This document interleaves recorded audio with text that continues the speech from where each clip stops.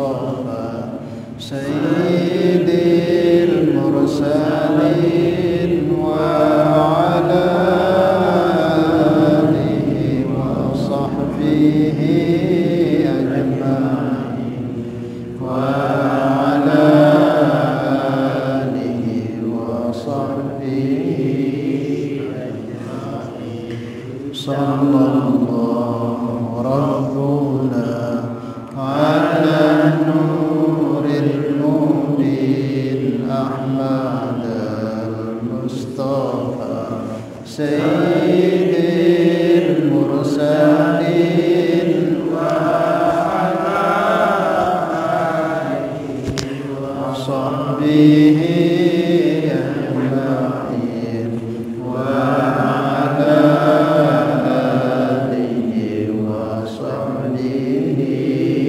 أجمعين صلى الله ربنا على النور المبين أحمد المصطفى سيد المرسلين وعلى آله وصحبه أجمعين وعلى آله وصحبه أجمعين بسم الله الرحمن الرحيم إلى حضرة النبي المصطفى رسول الله صلى الله عليه وسلم وعلى آله وأزواجه وذرية الصحابة وأتباعه إلى حضرة جميع إخوانهم من الأنبياء والمرسلين والشهداء الصالحين وأولياء المقربين علماء العاملين والمصنفين وجميع الملائكة المقربين وخصوصا إلى مصنف هذا الكتاب شكر الله لهم الفاتحة. بسم الله. يا كرام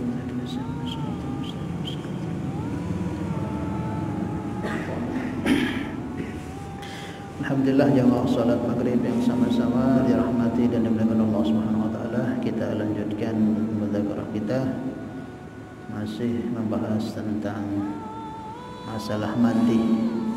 Berapa minggu yang lalu sudah kita bahas mengenai mandi besar, mandi yang diwajibkan, yang tidak boleh tidak harus kita lakukan. Karena dengan itu kita diperbolehkan mengerjakan ibadah-ibadah yang kaitan tentang membolehkan kita mengerjakan ibadah yang sangkut paut tentang kesucian atau taharah seperti sholat dan sebagainya. Sudah selesai kita bahas. Nah, malam ini kita akan bahas mengenai mandi-mandi yang disunnahkan. Ada mandi yang diwajibkan, ada mandi yang disunahkan, ada mandi yang boleh dikerjakan, boleh pun tidak, yang jaiz. Nah, sekarang kita akan bahas mandi-mandi yang disunahkan, sangat dianjurkan. Tidak sampai derajat wajib, tapi sangat dianjurkan, sangat ditekankan karena disunahkan. Karena seperti yang saya sampaikan bahwa amalan sunnah ini kan amalan besar. Para wali Allah, para kekasih Allah itu kan kebanyakan mereka sampai menjadi kekasih Allah itu karena amalan-amalan sunnah, bukan amalan fardu. Kalau amalan fardu itu ya kewajiban kita, memang harus kita kerjakan, wajib kita kerjakan, tidak peduli asalkan kita sudah balik, mau kita orang miskin, mau kita orang kaya, mau kita penjahat, mau kita orang baik, mau kita ustaz, tuan guru atau orang awam, namanya kewajiban itu wajib dikerjakan. Sholat 5 waktu itu wajib, nggak ada istilah asal dia sudah balik wajib dikerjakan.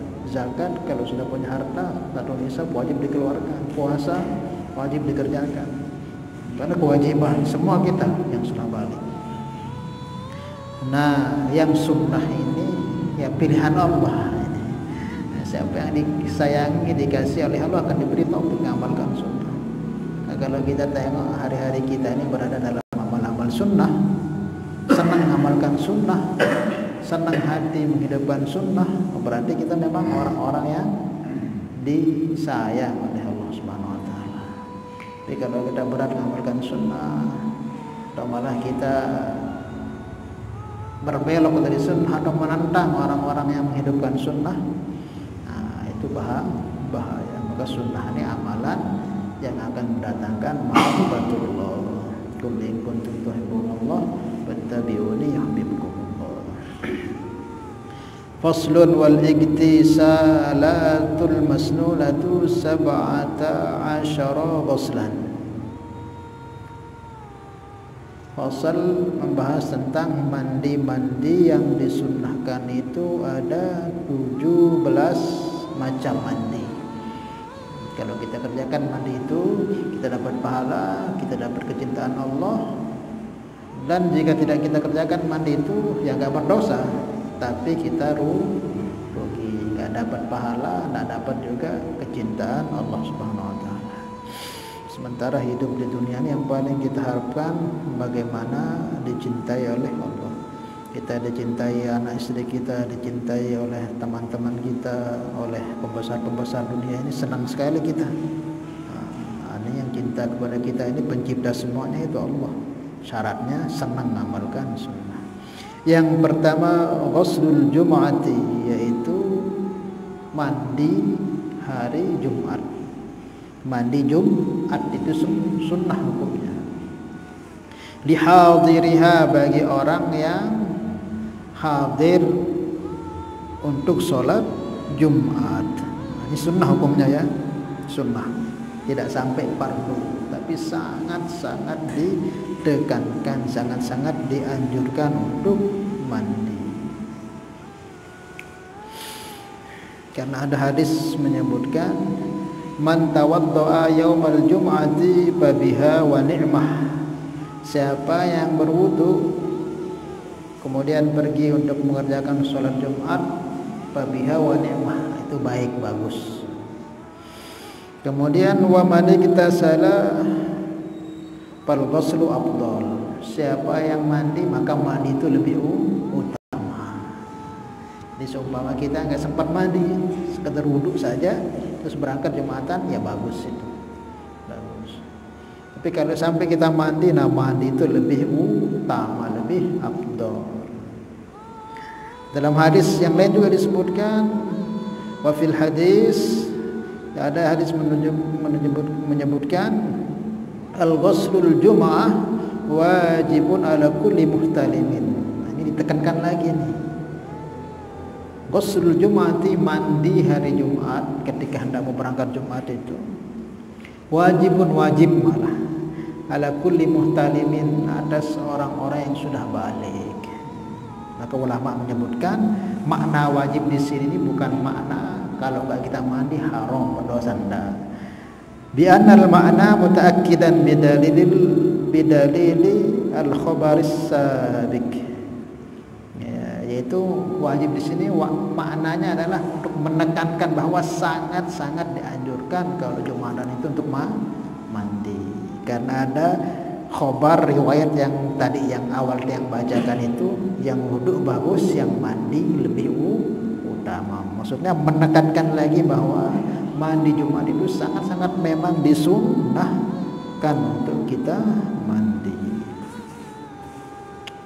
Fala yajibu kabaqiyatil iktisal al-masnunah illa bin nadri. Tidak ada mandi itu yang sunnah itu jadi wajib, tidak ada.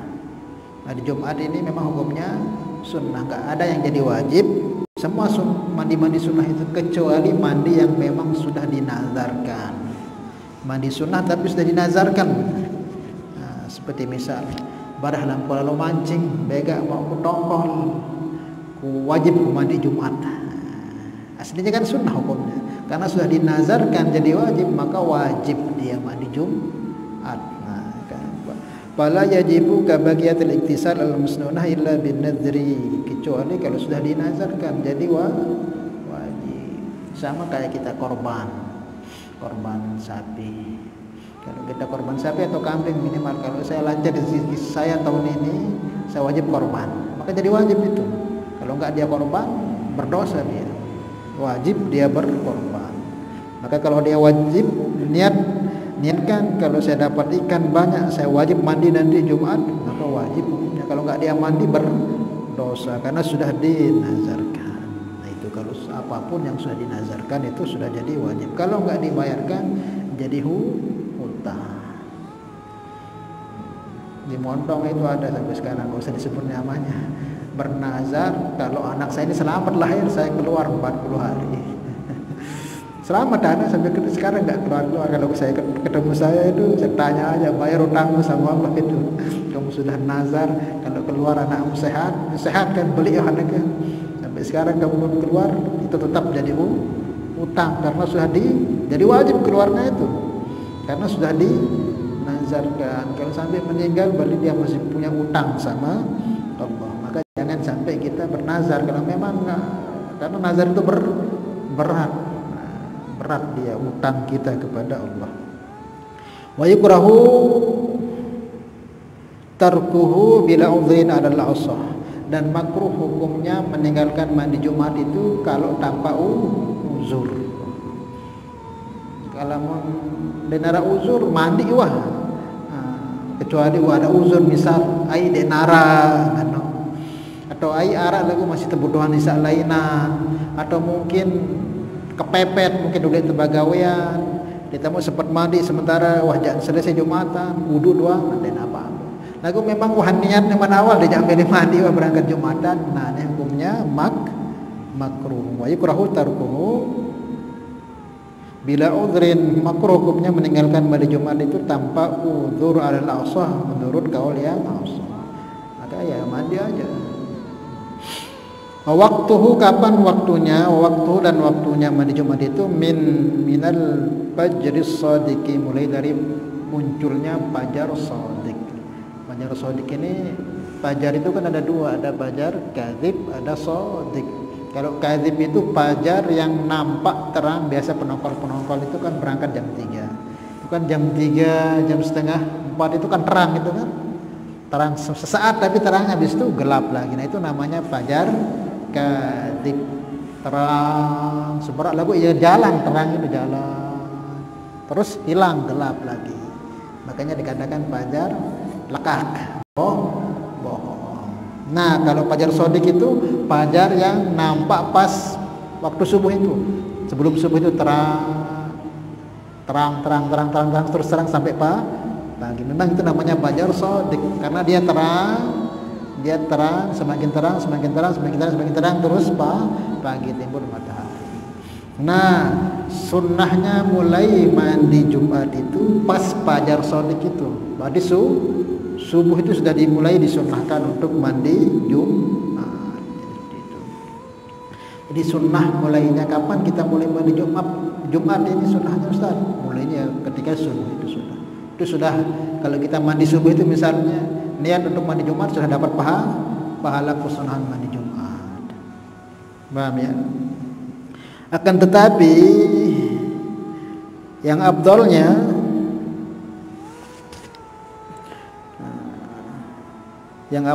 itu ketika hendak mau hadir, itu abdolnya.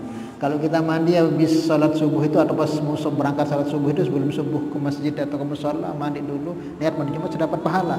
Tapi kalau mau abdolnya ketika dekat sama waktu Jumatan itu, jam-jam 11 atau jam-jam setengah 12 mau berangkat, itu lebih abdol karena keadaan kita ke masjid itu lebih segar, lebih bersih, lebih.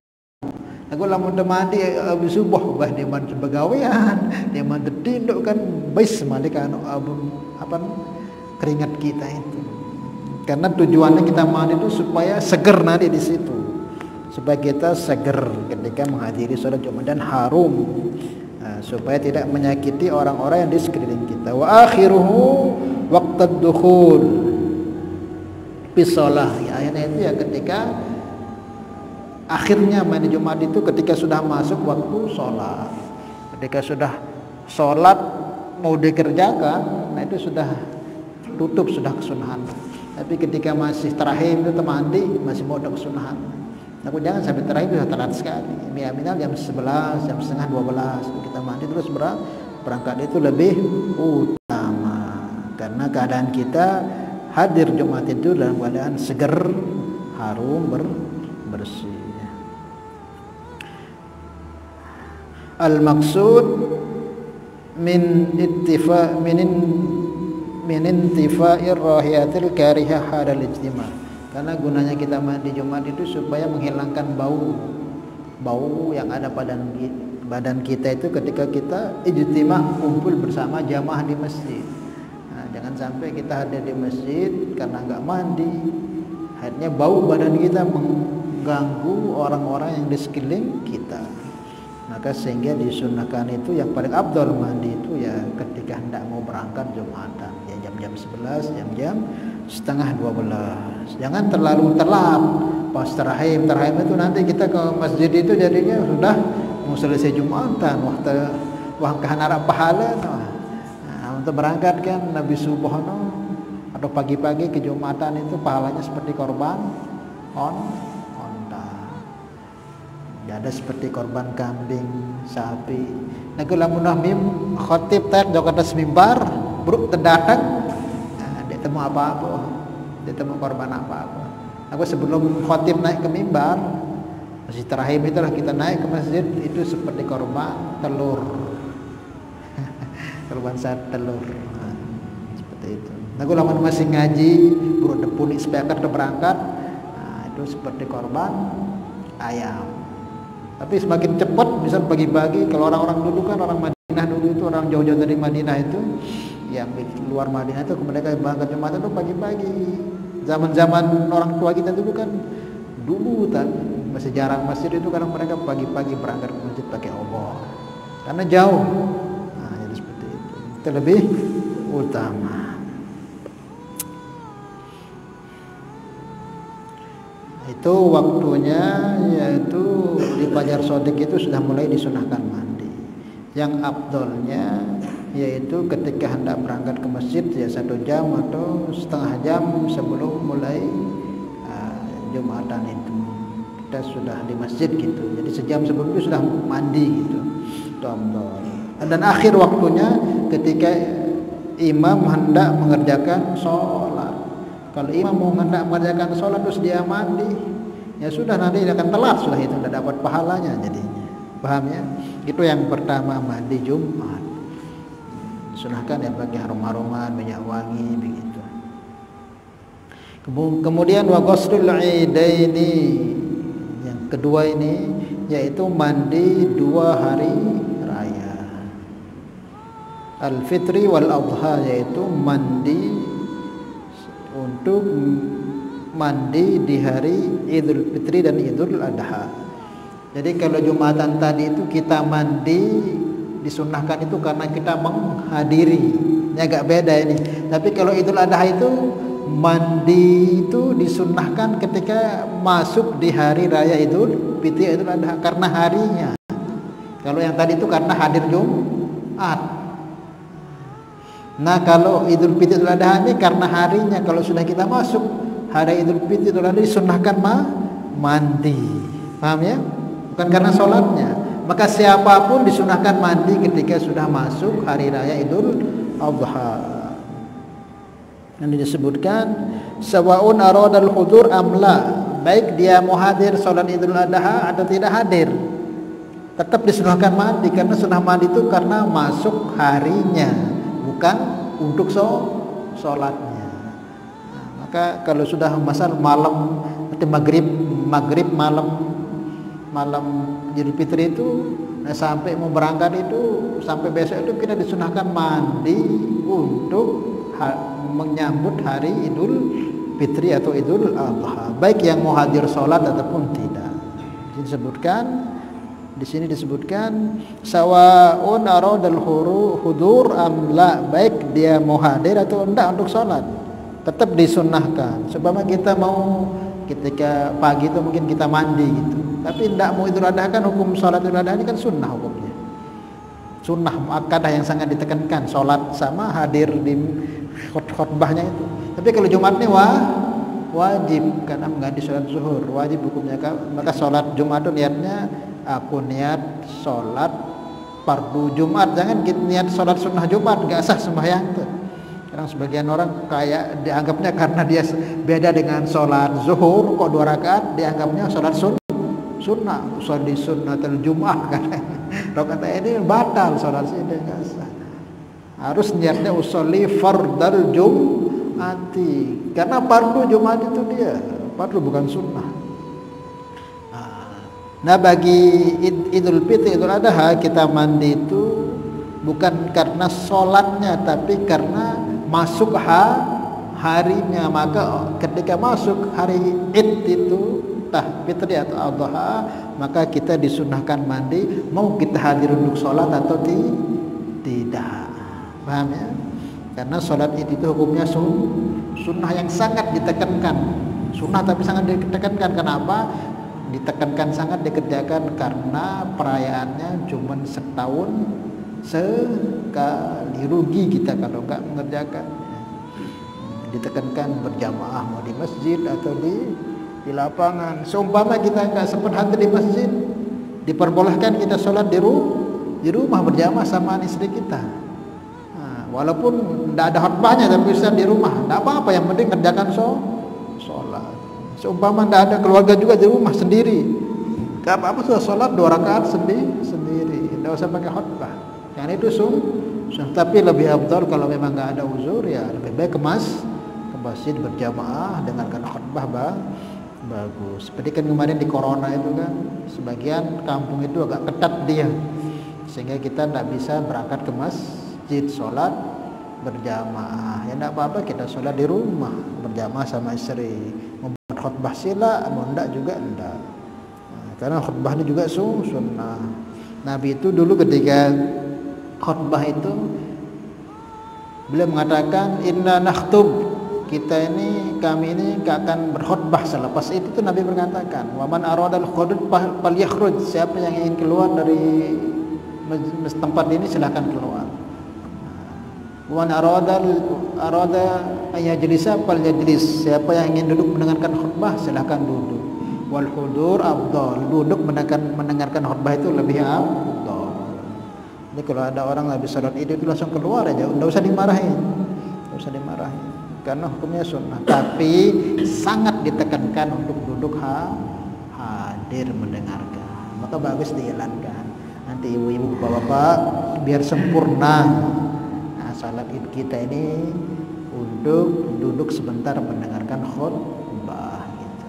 Tapi kalau dia mau keluar ya silahkan, karena sholatnya itu sunnah, khutbahnya juga sunnah. Beda dengan Jumat. Kalau Jumat ini sepaket, sholatnya itu fardu, dengar khutbahnya fardu. Maka 2 rakaat Jumat itu 2 rakaatnya zuhur yang pertama, dan 2 rakaat zuhur yang kedua itu ya khutbah 2 itu. Jadi seperti itu.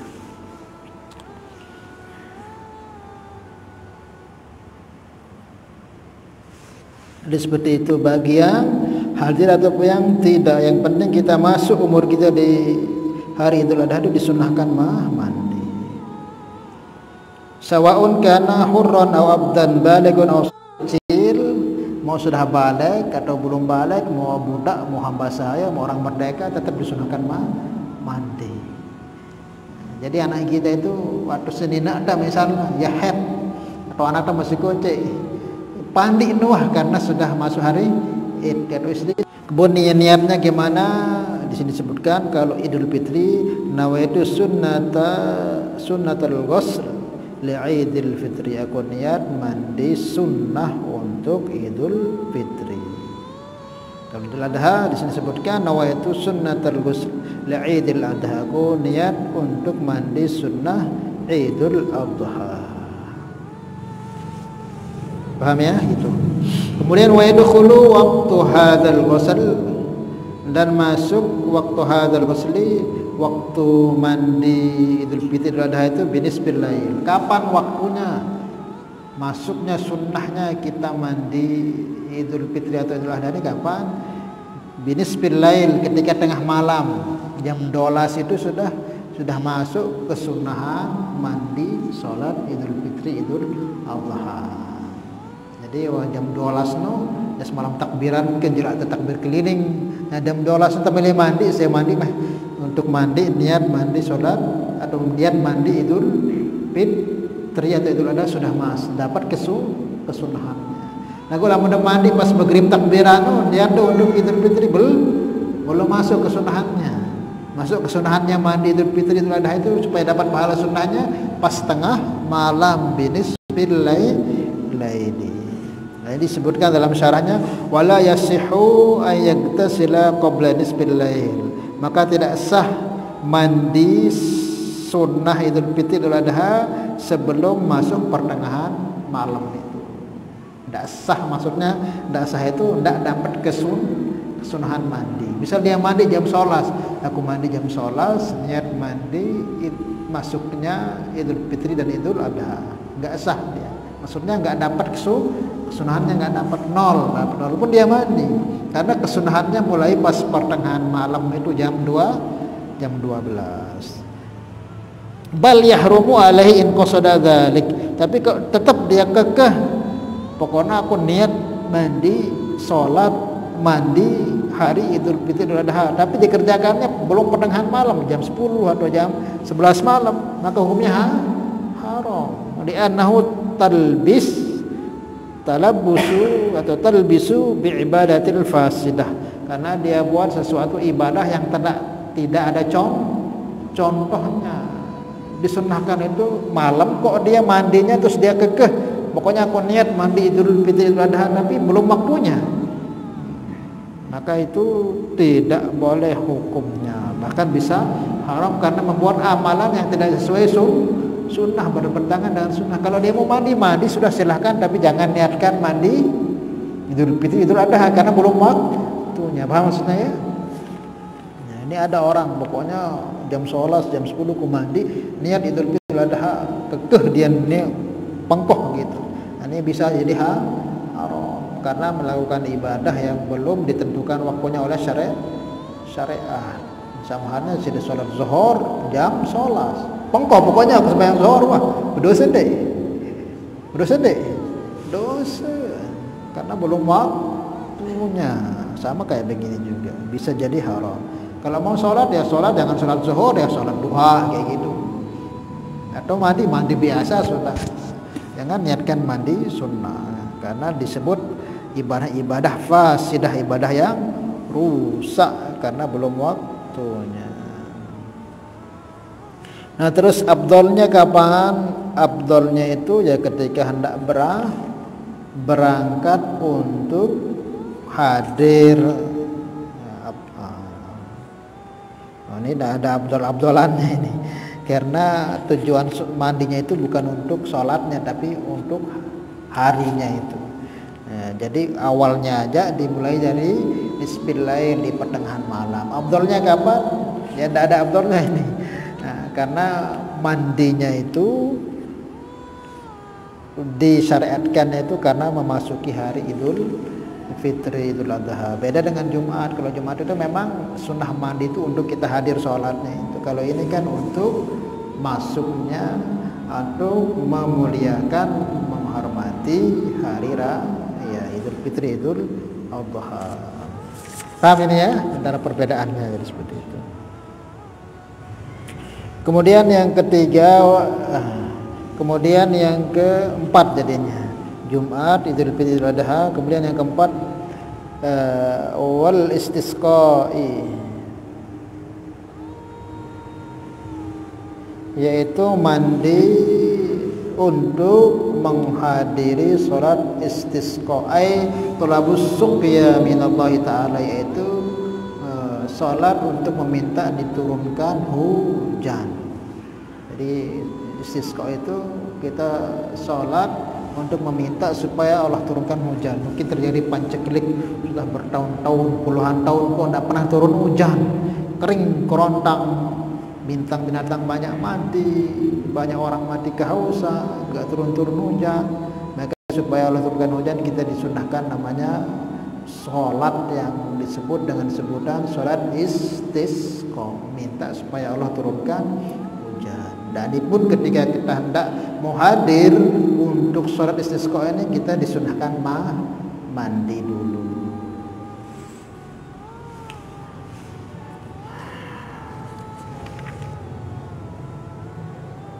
Wa yadkhulu waqtuhu liman yuridu shalah. Kapan maksudnya waktu istisqa ini? Ya kapan kita hendak mengerjakan salat sudah masuk waktunya. Mau berjamaah, dan kapan selesai waktunya mandi? Ya ketika sudah selesai istisqa itu. Kan kita tidak ada ketentuan waktunya. Namanya pancekali ini kan bertahun-tahun yang kapan kita mau kerjakan berbarengan, disunahkan berbarengan berjamaah di lapangan luas dengan membawa anak kita, binatang kita, pakaian kita yang paling lusuh kita bawa. Kita berdoa mohon kepada Allah supaya Allah turunkan hujan. Itu bagian daripada siksaan yang Allah berikan, mungkin sebab dosa dan sebagainya apa yang kita buat itu sehingga Allah tidak turunkan hujan. Karena hujan ini rahmat. Kalau tertahan tidak pernah turun hujan, berarti ada kesalahan dosa yang Allah berikan kepada kita. Sehingga karena turunnya hujan ini kan wa anzalna minas samaa'i ma'an mubarak. Allah turunkan air dari langit ini mubarak, berkah. Kau bertahun-tahun kau tidak pernah turun hujan. Yang biasanya sering hujan di negeri kita ini kan minimal ya. Musim hujan itu kan setiap tahun. Kau tidak pernah hujan di bertahun-tahun berarti itu dosa. Maka perlu kita bertobat, istighfar, minta ampun, sholat, istisqa, minta kepada Allah. Nah itu juga disunnahkan kita ketika hendak hadir sholat itu untuk mandi dahulu. Kemudian selanjutnya wal khusufu lil qamari wal khusufu lisyamsi. Kemudian sunnah mandi sebelum mengerjakan sholat khusuf lil qamari, yaitu sholat gerhana matahari, bulan. Wal khusuf lisyamsi, dan sholat gerhana matahari. Ini terjadi gerhana matahari atau gerhana bulan. Nah, maka sebelum kita hadir untuk sholat itu disunnahkan untuk mandi. Pernah di sini sholat gerhana? Pernah? Hah? Enak. Seumur umur itu. Berarti lawan arah gerhana apa itu por? Panto atau foto? Oh iya itu. Sunnah itu disunahkan sholat itu. Kalau zaman dulu kan kalau terjadi gerhana itu apa sih pantok?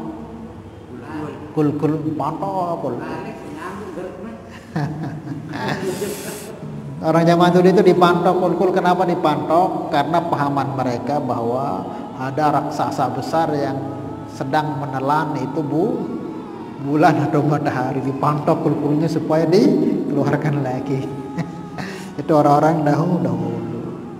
Pemahamannya orang dahulu. Nah itu semua enggak ditekankan. Yang ditekankan itu ketika terjadi gerhana untuk sholat gerhana.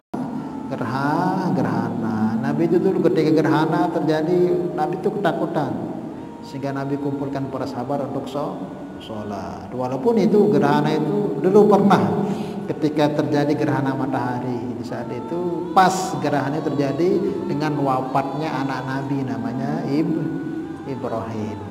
Jadi Ibrahim meninggal itu pas terjadi gerhana. Maka sahabat itu semua berpahaman bahwa ini terjadi gerhana karena wafatnya anak Nabi Muhammad ini. Karena matahari kan terjadinya agak lama terjadi gerhana matahari, bisa kadang 50 tahun sekali, kadang bisa terjadi seumur-umur juga kita ini berapa kali gerhana matahari, agak jarang kan.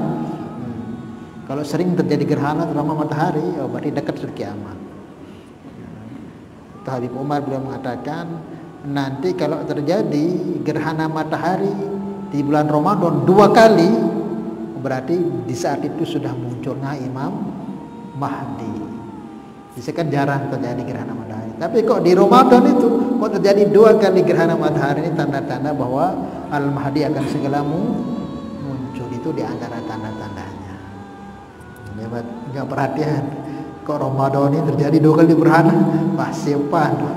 Bebayat sama. Kan itu di antara tanda-tandanya. Kan itu memang jarang terjadi gerhana 2 kali di 1 bulan itu, jarang. Nggak pernah. Lagi di bulan Ramadan. Maka kita disunnahkan untuk mandi dahulu sebelum hadir, bangunkan keluarga sholat. Nah, ketika meninggal anaknya Nabi itu, maka sahabat semua ribut. Wah ini gerhana terjadi karena wafatnya anak Nabi. Maka Nabi katakan bukan.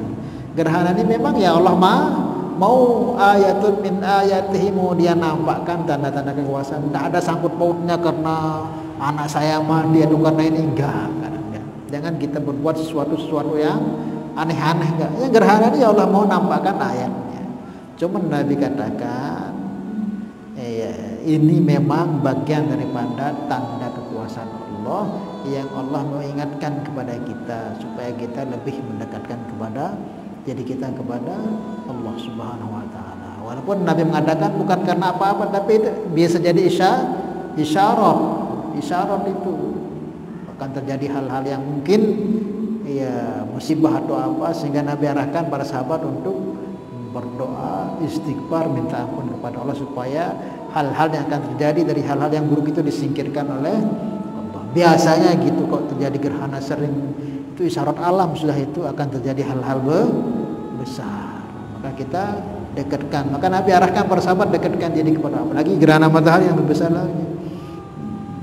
Itu kita Nabi kumpulkan sahabat, minta ampun, banyak sedekah. Itu amalan menolak bala semua itu. Istighfar itu menolak bala, sedekah itu menolak bala, apalagi berdoa itu menolak bala. Maknanya jika terjadi gerhana, kita semakin takut kepada Allah. Wa ma nursilu bil ayatihi illa takhwifa.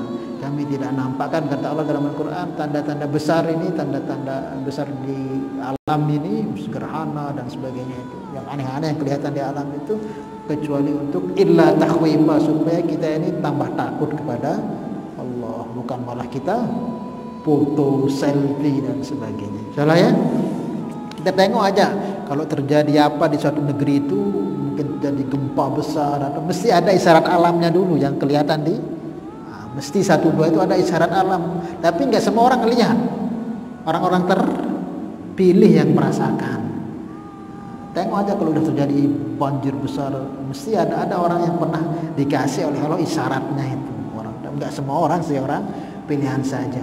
Oh, kemarin sebelum terjadi ini saya pernah melihat ada keanehan di langit. Mesti ada isyarat pemberitahuan. Cuman yang diberitahukan orang-orang tertentu oleh Allah Subhanahu wa ta'ala. Nah itu sebelum kita hadir untuk sholat itu, jadi sunnahkan mandi, mau gerhana matahari ataupun bulan. Nazar Bismillahirrahmanirrahim.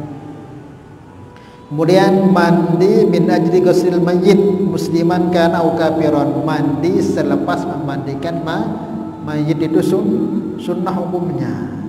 Nah, kapan mulainya? Yaitu wa yadkhulu waqtuhu bi firagi min ghuslil mayyit wa yakhruju bi iradi anhu. Kapan waktunya kita disunahkan memandi setelah memandikan Jumat? Ketika selesai memandikan mayit. Misal kita sudah memandikan mayit, selepas itu kita langsung mandi, habis sholatkan, mungkin sholatkan di tempat ini langsung mandi. Tapi kalau sudah selesai, sudah dibawa ke kuburan, ya hilang sunahnya.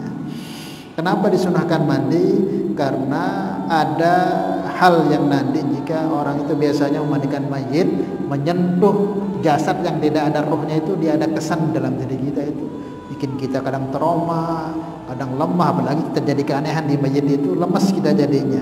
Maka supaya segar lagi disunahkan mandi. Azan ya, insyaallah. Oke, insyaallah masih banyak ini yang mungkin pertemuan yang akan datang kita akan lanjutkan mengenai sunnah-sunnah mandi. Yang terakhir ini yaitu disunahkan mandi selepas kita memandikan mayit. Wallahu a'lam bishawab.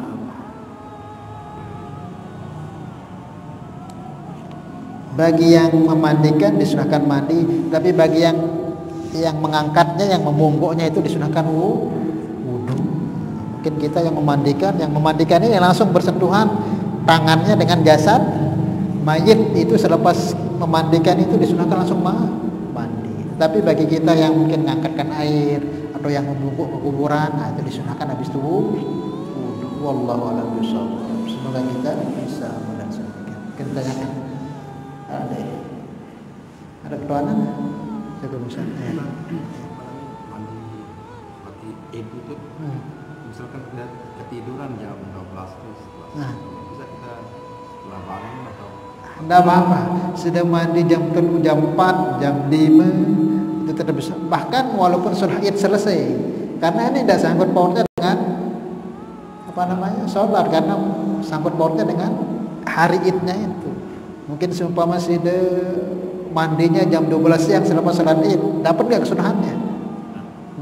Dapat, karena masih dihitung hari. Kapan selesainya hari dalam Islam ini? Kalau sudah maghrib itu berpindah hari sudah. Tapi kalau kalender yang Masehi itu jam 12 pergantian harinya. Tanggalnya kalau Islam itu maghrib. Kalau sudah maghrib itu udah tanggal 1. wallahu a'lam bishawab, masih dapat kesunahan. Semoga kita bisa amal dan sampai. Al-Hadiyah al-Fatihah. Bismillahirrahmanirrahim. Ya dan Salatullah salamullah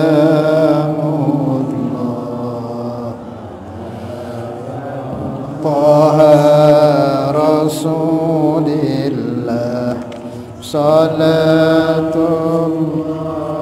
salamullah ala Yasin Habibillah Tawassalna bismillah wa bil hadi rasulillah wa kul